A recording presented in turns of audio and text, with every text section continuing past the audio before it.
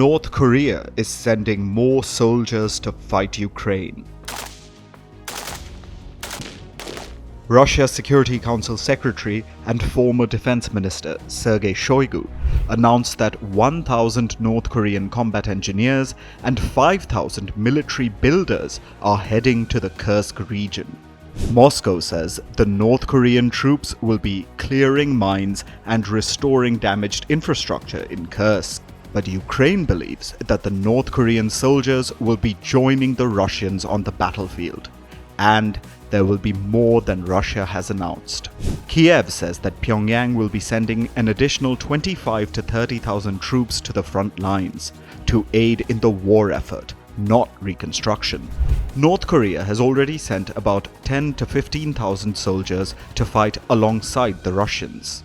The troops were dispatched last November, but Moscow and Pyongyang only confirmed it this April.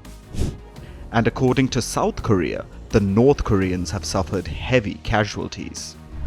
Seoul says that at least 600 North Korean soldiers have been killed, and along with injuries, the total casualty count is about 4,700. So the casualty rate is almost 1 in 3. On Sunday, for the first time, North Korea's Supreme Leader Kim Jong Un publicly acknowledged North Korean casualties. He did this during an official visit by Russia's culture minister, Olga Lyubimova. A grand event was held during her visit. It was to celebrate 1 year of the comprehensive strategic partnership between Russia and North Korea. The partnership treaty was signed on June 18th last year, when Russian President Vladimir Putin visited North Korea for the first time since the year 2000. The treaty is what paved the way for North Korean troop deployment in the Russia-Ukraine war.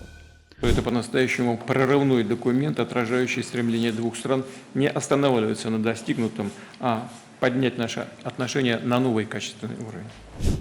On Sunday, Russian artists gave a traditional performance at the East Pyongyang Grand Theatre to celebrate the strengthening ties between Moscow and Pyongyang. North Korean artists held a performance of their own to reciprocate, but towards the end of the revelry, the mood turned distinctly somber. Pictures showing North Korean soldiers on the front line came up on the big screen behind the stage. They were displayed while a North Korean artist performed a powerful song. And then, for the first time, photos of Kim Jong Un receiving caskets were shown to the public. The grand event was being broadcast to the public by North Korean state media. The camera zoomed in on North Koreans crying for the troops. Even Kim looked teary-eyed and stoic. It was his first public acknowledgement of the losses his country had suffered. And he chose to make this acknowledgement during a visit by a Russian minister. Was this a calculated move? A bid to extract more benefits and concessions from Russia in exchange for the soldiers? There has been plenty of speculation about what Kim gets out of the deal.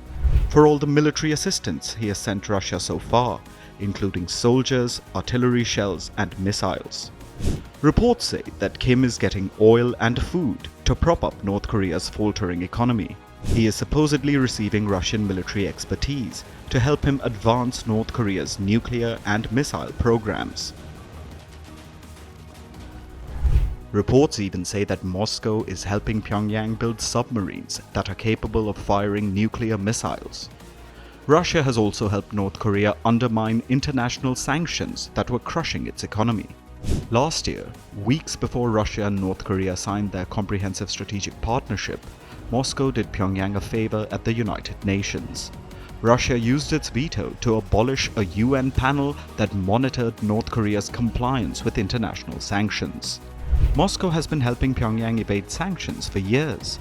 That's how North Korea's leadership always seems to have things it technically shouldn't, like luxury vehicles.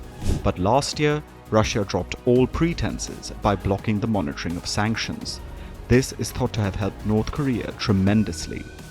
So, the North Korean regime has been reaping the rewards of helping Russia for over a year now.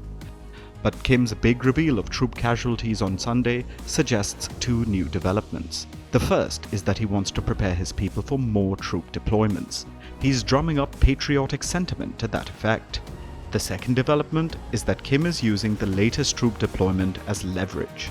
He is trying to pressure the Russian leadership into giving even more support to his government. It's been a win-win situation for both Kim and Putin so far. But will the Russian president be willing to give even more aid to his North Korean counterpart? Or is Kim pushing his luck?